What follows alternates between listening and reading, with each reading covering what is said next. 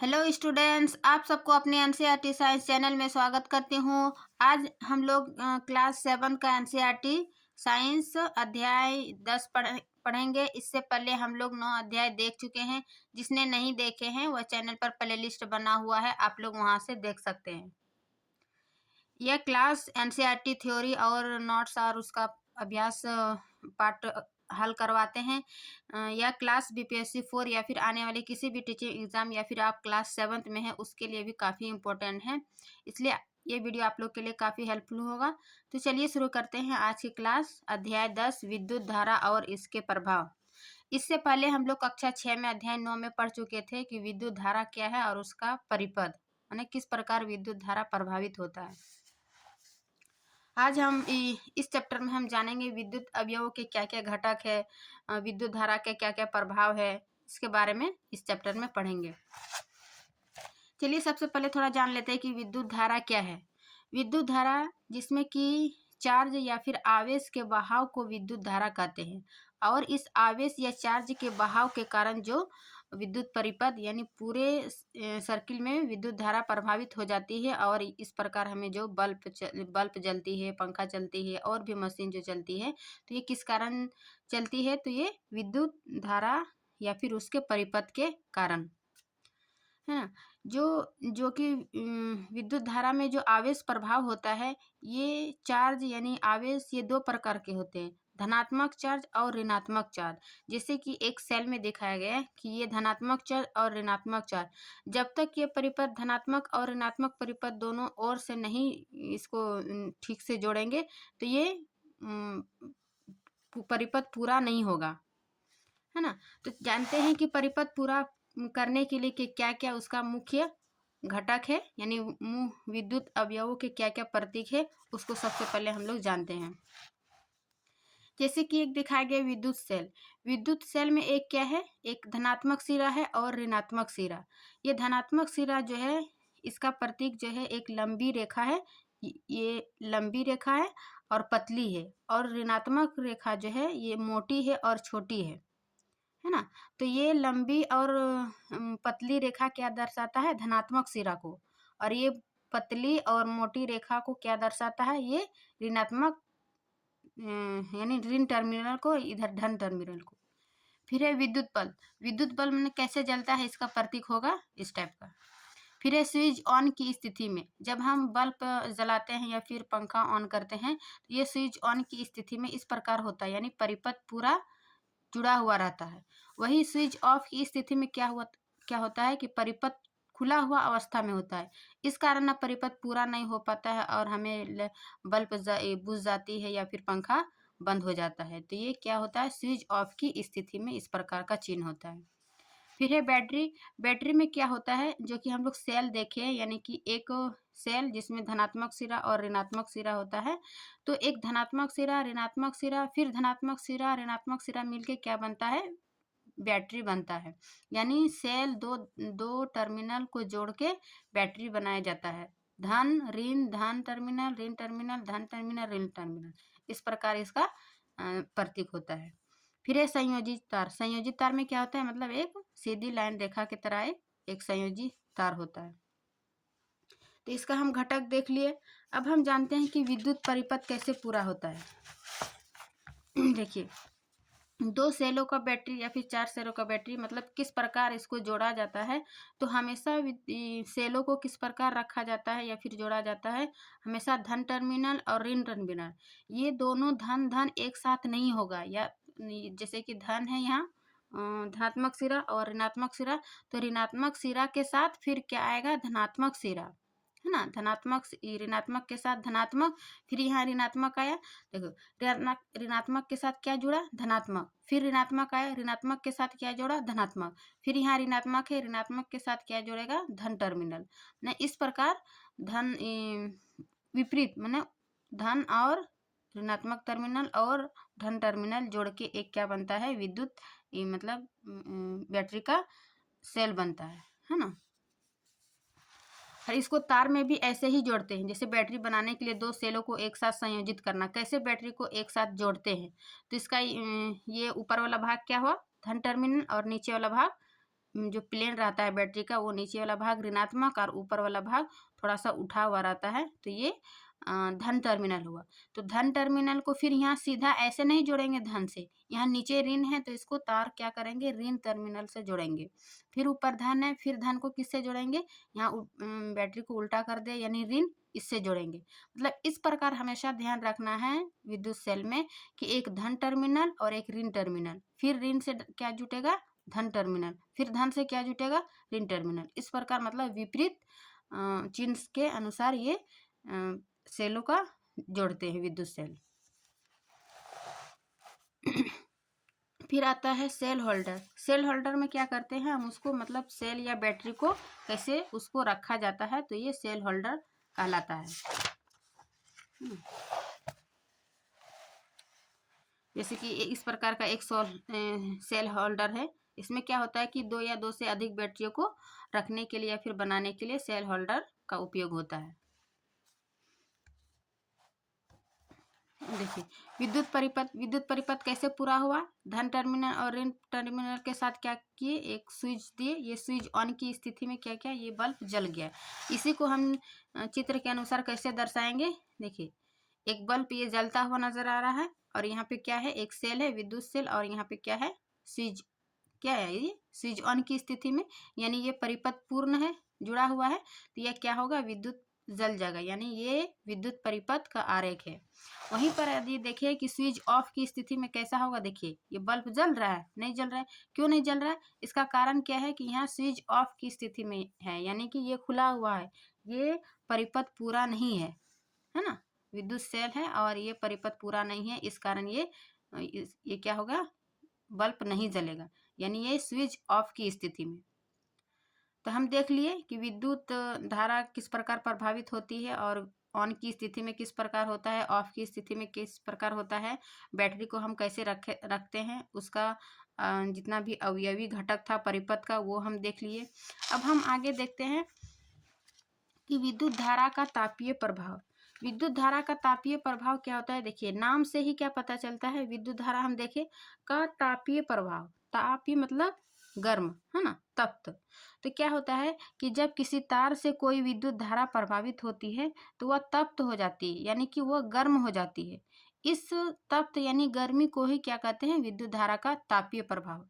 जैसे कि हम देखते हैं कि जब बल्ब को हम जला देते हैं कुछ देर के लिए और फिर उसको ऑफ कर देते हैं, अब बल्ब को छू के देखिए क्या होगा, विद्युत बल्ब जो है गर्म हो जाता है। इससे क्या पता चलता है कि विद्युत धारा जो उसमें प्रभावित हो रही थी वो क्या है, वो तप्त हो जाती है ना। विद्युत धारा जैसे जैसे प्रभावित होगा वो धीरे धीरे और अधिक मतलब गर्म होने लगता है। इससे यह पता चलता है कि विद्युत धारा जो है जब किसी तार से विद्युत धारा प्रभावित होती है तो वह तप्त हो जाती है और इसी को ही विद्युत धारा का तापीय प्रभाव कहते हैं। जैसे कि हम घर में यूज करते हैं हीटर, गीजर, आयरन, ये सब में क्या होता है, ये तप्त हो जाती है, इसका ये उदाहरण है। जैसे कि ये हीटर है ना, जब इसमें विद्युत धारा प्रभावित हुआ तो क्या हुआ, ये गर्म हो जाती है ना, जल जाती है, तो ये विद्युत धारा का तापीय प्रभाव का उदाहरण है। फिर यहाँ है इस्त्री का, नहीं यानी आयरन का। फिर जब बल्ब को हम जलाते हैं उसको और फिर बंद ऑफ करके उसको छुइए, आपको गर्मी अनुभव होगा, यानी वो गर्म हो जाता है। इस प्रकार का हम विद्युत धारा का तापीय प्रभाव भी देखें। अब हम आगे देखते हैं विद्युत फ्यूज। विद्युत फ्यूज क्या है कि जब हम विद्युत धारा प्रभावित करते हैं तो उसमें एक फ्यूज लगा रहता है ना। ये फ्यूज क्या करते हैं, ये एक विशेष पदार्थों के बने होते हैं जो तार को है ना अधिक गर्म होने पर पिघल जाते हैं, उन्हें विद्युत फ्यूज कहते हैं। जैसे कि विद्युत फ्यूज हमें इसलिए लगाए जाते हैं कि क्योंकि ये सुरक्षा, फ्यूज क्या है, ये एक सुरक्षा युक्ति है जो कि विद्युत परिपथ की क्षति तथा संभावित आग के प्रति क्या करते हैं, यह सुरक्षा करता है। जैसे कि जब कोई हमारे विद्युत परिपथ में अधिक होता है ना कि वोल्टेज आ गया, तो ये क्या करते हैं, विद्युत परिपथ उसको कंट्रोल करते हैं, सुरक्षित करते हैं और बहुत अधिक जब विद्युत धारा प्रभावित होगा तो क्या होगा, विद्युत धारा का तापीय प्रभाव देखिए क्या होगा, उससे गर्म हो जाता है और गर्म होकर क्या होगा, वो आग लगने की संभावना है। तो इन आग लगने और क्षतिग्रस्त होने से बचाने के लिए हम क्या करते हैं, विद्युत फ्यूज का उपयोग करते हैं। ये लगभग सभी भवनों में मतलब मुख्य परिपथ में विद्युत फ्यूज लगाया जाता है, जिससे परिपथ को नुकसान ना हो, है ना। ये विद्युत फ्यूज देखिए। आजकल क्या होता है, विद्युत फ्यूज देखिए, विद्युत फ्यूज तथा फ्यूज का ये इस प्रकार का ये होल्डर होता है। आजकल क्या होता है, इसके स्थान पर एमसीबी लगाया जाता है, जैसे इस प्रकार एमसीबी लगाया जाता है। ये एमसीबी क्या है, इसका एमसीबी का फुल फॉर्म होता है मिनिएचर सर्किट ब्रेकर। इससे क्या होता है कि जब हमारे परिपथ में विद्युत धारा मतलब बढ़ जाती है, तो ये अचानक क्या करता है, मतलब विद्युत धारा प्रभावित नहीं होने देती है, बंद हो जाता है, ऑटोमेटिक मतलब ये कार्य करता है। तो इस प्रकार मतलब विद्युत फ्यूज के स्थान पर एमसीबी भी लगाया जाता है, या फिर यहाँ पर बहुत अधिक विद्युत का काम चलता है, वहाँ एमसीबी लगाया जाता है, ताकि वहाँ नुकसान ना हो। जब अधिक विद्युत धारा प्रवाहित होगा तो मतलब पूरा वहाँ पर क्षतिग्रस्त ना हो, विद्युत आग नहीं लगे, इसलिए एमसीबी या फिर फ्यूज का उपयोग किया जाता है। अब हम देखते हैं आगे कि विद्युत धारा का चुंबकीय प्रभाव। जैसे कि विद्युत धारा का तापीय प्रभाव देखें, उसी प्रकार क्या होता है विद्युत धारा का चुंबकीय प्रभाव। मतलब इससे क्या होता है कि जब किसी तार से विद्युत धारा प्रभावित होती है तो वह क्या करता है, चुंबक की भांति व्यवहार करता है ना। चुंबक की भांति व्यवहार करने लगता है, इसी को क्या कहते हैं, विद्युत धारा का चुंबकीय प्रभाव। जैसे कि हम यहाँ चित्र में दिखाया गया,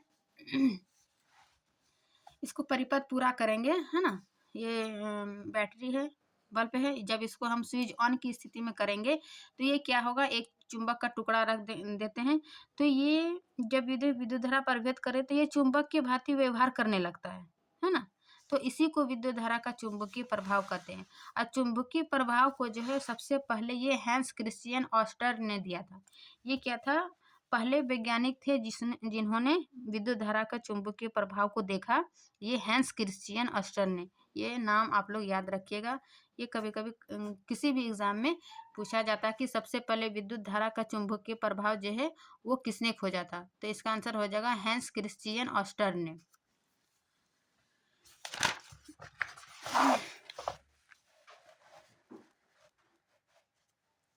और विद्युत धारा का जब चुंबकीय प्रभाव होता है तो इसका उपयोग कहाँ करते हैं, हम इसको चुंबक बनाने के निर्माण में विद्युत धारा का चुंबकीय प्रभाव में उपयोग करते हैं। फिर हम आगे देखते हैं कि विद्युत चुंबक क्या है। जैसे कि यहाँ चित्र में देखा है, एक लोहे को क्या करते हैं, एक लोहे के टुकड़े पर क्या विद्युत रोधी तार पर लपेट लेते हैं। हाँ, लपेट कर क्या करते हैं, इसको विद्युत धारावाही कुंडली को ये क्या करते हैं, विद्युत चुंबक कहते हैं। यानी जब लोहे को इसमें एक विद्युत कुंडली की विद्युत रोधी तार को इस प्रकार लपेटते हैं और इसको विद्युत देते हैं, तो ये क्या करते हैं, विद्युत चुंबक की तरह कार्य करने लगते हैं। तो इसी को क्या कहते हैं, विद्युत चुंबक। क्योंकि चुंबक जो है, जो हम स्वतंत्र लटकाते थे, क्या होता है, हमेशा ये नॉर्थ और साउथ में घूमता है। इस प्रकार जब किसी लोहे के टुकड़े में या फिर किसी कील में उसको लपेटते हैं तो ये विद्युत चुंबक की भांति कार्य करने लगता है। और जब विद्युत धारा समाप्त हो जाता है तो कुंडली का चुंबकत्व भी क्या होता है, समानता खत्म हो जाता है, मतलब नष्ट हो जाता है। इस प्रकार की कुंडली को विद्युत चुंबक कहते हैं। इसका उपयोग जैसे कि हम क्लास 6 में पढ़े थे, जो कि क्रेन यानी कि जो कूड़े के ढेर में जो भी चुंबक पदार्थ होता है, इस विद्युत चुंबक के माध्यम से क्या करते हैं, उस कूड़े के ढेर से हम उस चुंबक को निकाल लेते हैं। तो ये विद्युत चुंबक का उपयोग चुंबकीय पदार्थों को अलग करने के लिए भी किया जाता है।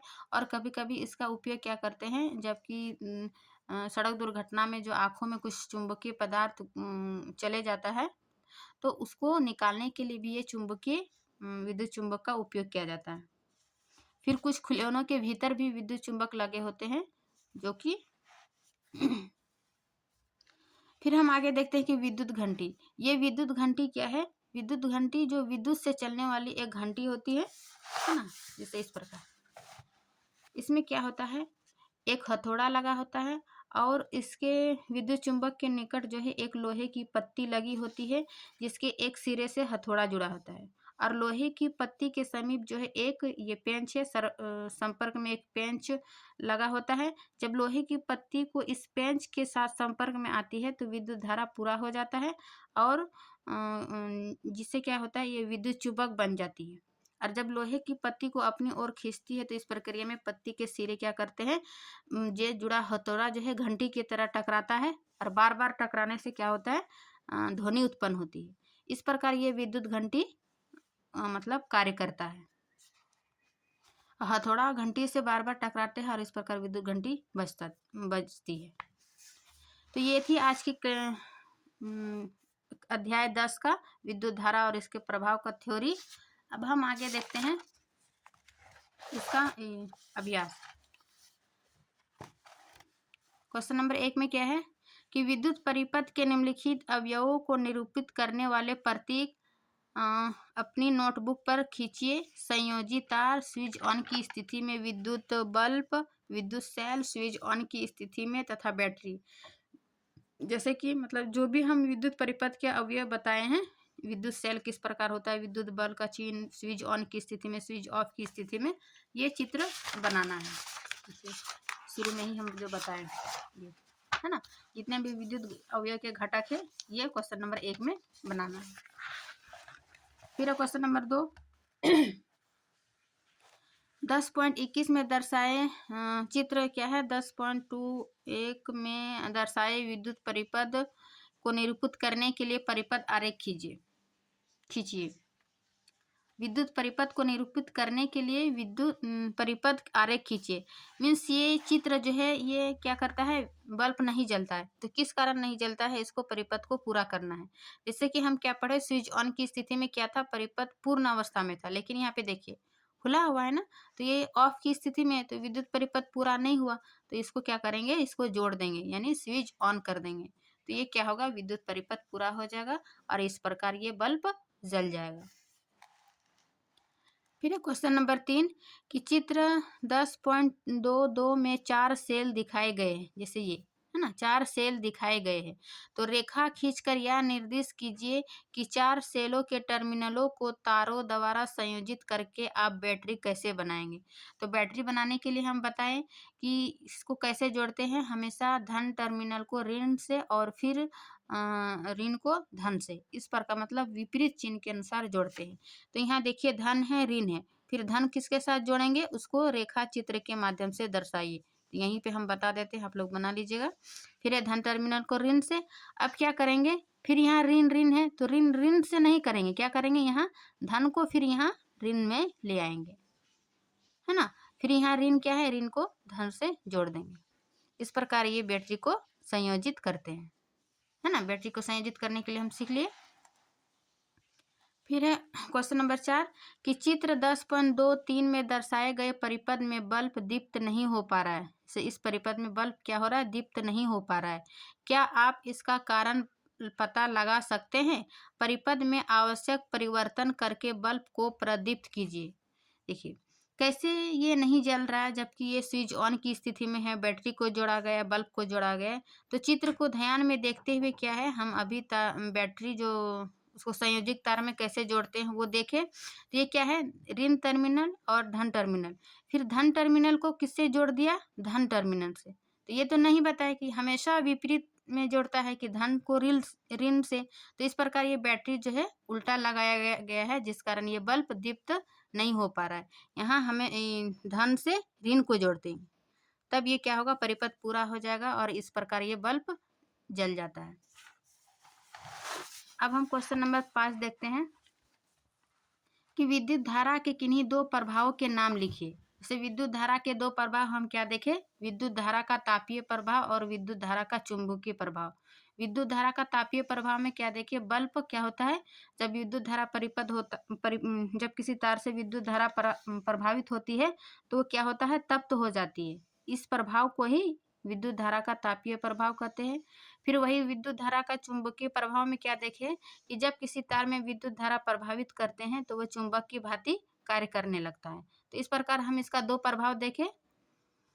अब हम देखते हैं क्वेश्चन नंबर 6 में कि जब किसी तार से विद्युत धारा प्रभावित करने के लिए स्विच को ऑन करते हैं तो तार के निकट रखी चुंबकीय सुई अपनी उत्तर दक्षिण स्थिति से विक्षेपित हो जाती है। स्पष्ट करें। देखिए, इसका भी हम विद्युत धारा का चुंबकीय प्रभाव में देखिए कि जब किसी तार में विद्युत धारा प्रभावित होती है तो यह वो क्या होता है, विद्युत धारा का चुंबक की भांति कार्य करने लगता है।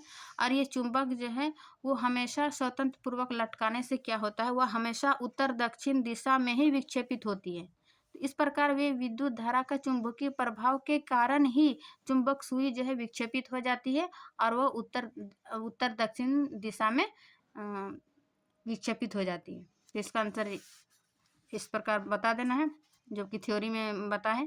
फिर हम आपको नोट्स देंगे, वहाँ से आप लोग शॉर्ट नोट्स बना लीजिएगा। फिर क्वेश्चन नंबर 7 कि यदि चित्र 10.24 में दर्शाए गए विद्युत परिपथ में स्विच को ऑफ किया जाए तो क्या चुंबक की सुई विक्षेपित दर्शाएगी। देखिए, जैसे कि चित्र में दिखाया गया, ये क्या है, स्विच ऑफ की स्थिति में।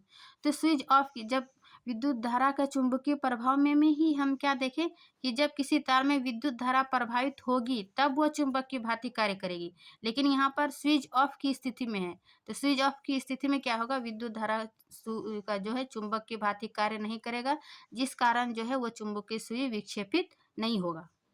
तो इसको परिपथ को क्या करना होगा, पूरा करना होगा, यानी स्विच ऑन की स्थिति में करना होगा। तो ये सही नहीं है। फिर है क्वेश्चन नंबर 8 रिक्त स्थानों की पूर्ति कीजिए। क्या है, विद्युत सेल के प्रतीक में लंबी रेखा उसके डैश टर्मिनल को निरूपित करती है। तो हम उसका विद्युत अवयव का जो घटक देखें उसमें लंबी रेखा क्या था, धन टर्मिनल है ना, धन टर्मिनल को निरूपित करती है। फिर है दो या अधिक विद्युत सेलों के संयोजन को क्या कहते हैं, दो या अधिक विद्युत सेलों के संयोजन को हम क्या देखें, बैटरी है ना, बैटरी कहते हैं। फिर है जब किसी विद्युत हीटर के स्विच को ऑन करते हैं तो इसका डैश रक्त तप्त यानी लाल हो जाता है। इसका कौन सा भाग जो है लाल हो जाता है, तो इसका हो जाएगा तंतु। जब हम बल्ब को जलाते हैं और कुछ देर के बाद हम उसको छूते हैं तो क्या देखते हैं कि वो गर्म हो जाते हैं। ये गर्म जो है उसका कौन सा भाग मतलब लाल होता है, तप्त तो होता है, तो इसका बल्ब का जो तंतु रहता है अंदर में वो तंतु भाग वो तप्त हो जाता है, जिस कारण वो लाल दिखता है। जैसे हीटर में भी देखें, गीजर में भी, ये सब उसके अंदर तंतु लगा हुआ रहता है। फिर एक होगा विद्युत धारा के तापीय प्रभाव पर आधारित सुरक्षा युक्ति को डैश कहते हैं। सुरक्षा युक्ति को हम क्या देखें, फ्यूज है ना, फ्यूज के कारण ही हम विद्युत परिपथ को ऑन और ऑफ कर सकते हैं, या फिर विद्युत धारा के आग को बचने से विद्युत फ्यूज लगाया जाता है। इस प्रकार हम क्वेश्चन नंबर फिर 9 देखते हैं कि निम्नलिखित कथनों पर सत्य अथवा असत्य कथन असत्य अंकित कीजिए। जैसे कथन दिया है, कौन सा कथन सत्य है अथवा कौन सा कथन असत्य है। कौन नंबर क्या है कि दो सेलों की बैटरी बनाने के लिए एक सेल के ऋण टर्मिनल को दूसरे सेल के ऋण टर्मिनल से संयोजित करते हैं। ठीक है, ये कितनी बार बता चुके हैं कि ये जो बैटरी ये सेल है उसको हमेशा विपरीत संयोजन में टर्मिनल में लगाया जाता है कि धन टर्मिनल को ऋण से, फिर ऋण को धन से। लेकिन यहाँ पे दिया है कि ऋण टर्मिनल को दूसरे सेल के ऋण टर्मिनल, जो कि ये क्या है, असत्य है ना। यही कथन बताना है कि कौन सा कथन सत्य है या फिर असत्य। तो इसका आंसर हो जाएगा असत्य। फिर है ख नंबर कि जब किसी फ्यूज में से किसी निश्चित सीमा से अधिक विद्युत धारा प्रभावित होती है तो वह पिघल कर टूट जाती है ना। ये सही है कि जब अधिक विद्युत धारा में अधिक विद्युत धारा प्रभावित होता है किसी तार में, तो उसमें क्या होता है, फ्यूज लगा रहता है सुरक्षा के लिए। तो जब फ्यूज भी काम नहीं करने लगता, यानी अत्यधिक विद्युत धारा प्रभावित होता है, तो वो क्या करता है, पिघल कर टूट जाता है। तो ये भी कथन सत्य है। फिर है गो का कि विद्युत चुंबक जो है वो चुंबकीय पदार्थों को आकर्षित नहीं करता है। ये गलत है, जो कि विद्युत चुंबक हम कहाँ यूज किए थे, कूड़े के ढेर में। जो भी कूड़े में जितना भी चुंबकीय छोटे छोटे चुंबक था उसको क्या करता है, खींच को अपनी ओर आकर्षित कर लेता है, और इस प्रकार कूड़े से हम चुंबक को निकाल लेते थे। तो विद्युत चुंबक क्या करते हैं, चुंबकीय पदार्थों को अपनी ओर आकर्षित करते हैं, जबकि यहाँ लिखा है आकर्षित नहीं करते हैं। तो इस प्रकार यह कथन असत्य हो जाएगा, है ना। फिर ये विद्युत घंटी में विद्युत चुंबक होता है, ये सही है। विद्युत घंटी में क्या होता है, चुंबक लगा होता है, जिस कारण वो हथौड़ा बार बार विद्युत घंटी से टकराती है और विद्युत घंटी बजती है। फिर है क्वेश्चन नंबर 10 कि क्या विद्युत चुंबक का उपयोग किसी कचरे के ढेर से प्लास्टिक को अलग करने के लिए किया जा सकता है, स्पष्ट कीजिए। देखिए, हम क्या पढ़े कि विद्युत चुंबक का उपयोग कहाँ करते थे, जो विद्युत चुंबक को अपनी ओर आकर्षित करने के लिए।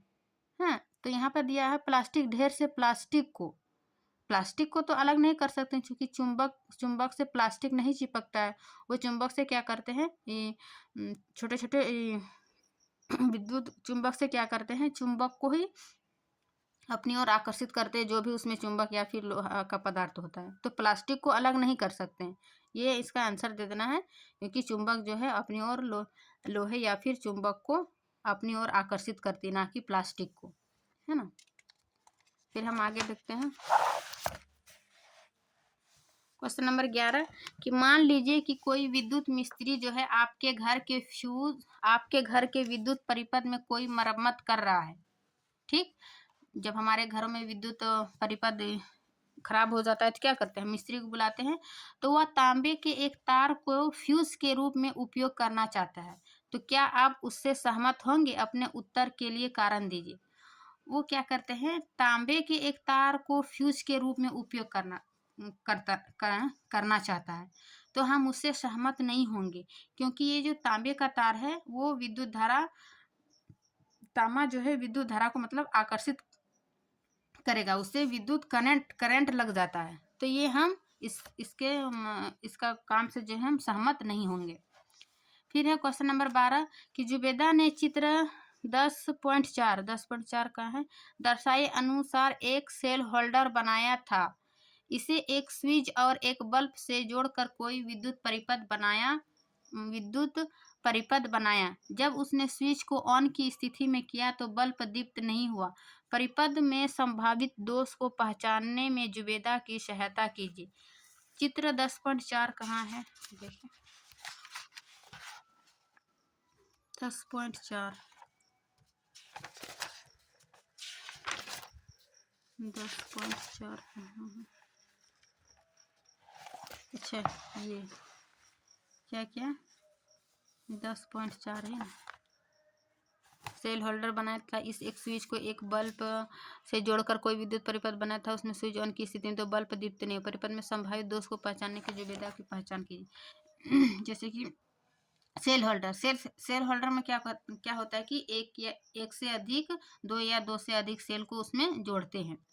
तो हम सेल को जोड़ने के लिए क्या किए थे, ऋण टर्मिनल को धन से ऋण को, तो उसको इस प्रकार रखने में मतलब सहायता करेंगे कि उसको हमेशा धन से ऋण से धन इस प्रकार जोड़ेंगे, इसलिए वह क्या होता है, बल्ब दीप्त नहीं हो पाता है ना। तो इसको इस प्रकार हम सहायता कर सकते हैं संयोजी तार को जोड़कर, संयोजी बैटरी को मतलब धन से धन को जोड़कर। फिर ये चित्र 10.25 में दर्शाए गए विद्युत परिपथ में इसमें क्या बताना है कि जब स्विच ऑफ की स्थिति में है तो क्या कोई भी बल्ब दीप्त होगा। देखिए, स्विच जब ऑफ की स्थिति में तो क्या होगा, विद्युत परिपथ पूर्ण नहीं होगा, यानी विद्युत धारा जो है पूरी परिपथ में नहीं प्रभावित होगा, तो कैसे बल्ब दीप्त होगा। तो इसका आंसर हो जाएगा नहीं, जब स्विच ऑफ की स्थिति में होगा तो बल्ब दीप्त नहीं होगा, है ना। फिर गौ नंबर क्या देखते हैं कि जब स्विच को ऑन की स्थिति में लाते हैं तो बल्बों ए बी तथा सी दीप्त होने का क्रम क्या है। यानी कि जब हम घर को परिपथ में कितने बल्ब लगे रहते हैं, कितने पंखे लगे रहते हैं, तो क्या हम जब उसको हम स्विच ऑन करते हैं तो क्या एक बार में जलता है, पहले बल्ब जला फिर पंखा जला फिर ये बल्ब जला फिर ये बल्ब जला, ऐसा है क्या। तो जैसे तो यही यहाँ पर वही पूछ रहा है, तो बल्बों ए बी सी के दीप के मतलब कौन सा बल्ब पहले जलेगा फिर उसके बाद, तो ऐसा नहीं है। जब हम स्विच ऑन करेंगे तो ये क्या करेगा, तीनों एक साथ जलेगा, यानी जितने भी हमारे घरों में लाइट है जब भी हम स्विच ऑन करेंगे तो क्या होगा, सभी लाइट या फिर बल्ब या फिर पंखा सभी एक साथ ऑन होते हैं, है ना, एक साथ जलते हैं। तो ये थी आज की अभ्यास भी खत्म हुआ, थ्योरी भी। अब हम आपको शॉर्ट नोट्स दिखा रहे हैं, आप शॉर्ट नोट्स बना कर जरूर रखें।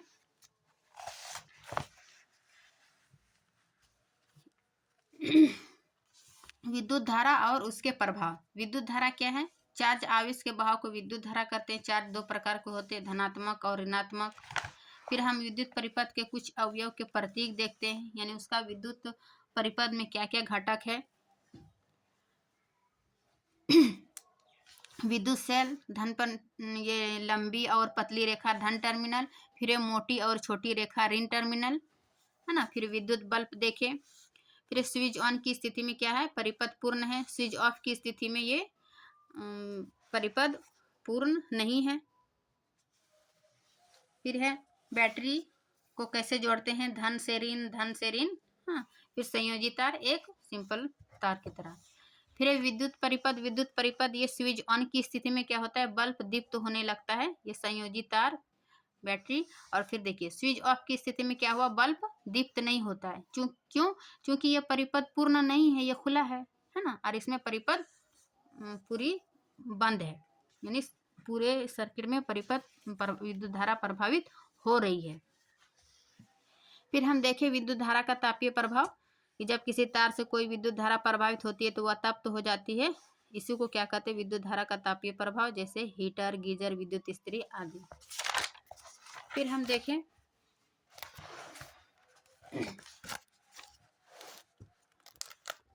विद्युत फ्यूज। विद्युत फ्यूज में क्या देखें कि कुछ विशेष पदार्थों के बने होते हैं जो अधिक गर्म होने पर पिघल जाते हैं, उन्हें विद्युत फ्यूज कहते हैं। सभी भवनों में, मुख्य भवनों में विद्युत फ्यूज लगाया जाता है ताकि उसके नुकसान से बचाए जा सकते हैं, अतः फ्यूज सुरक्षा युक्ति है।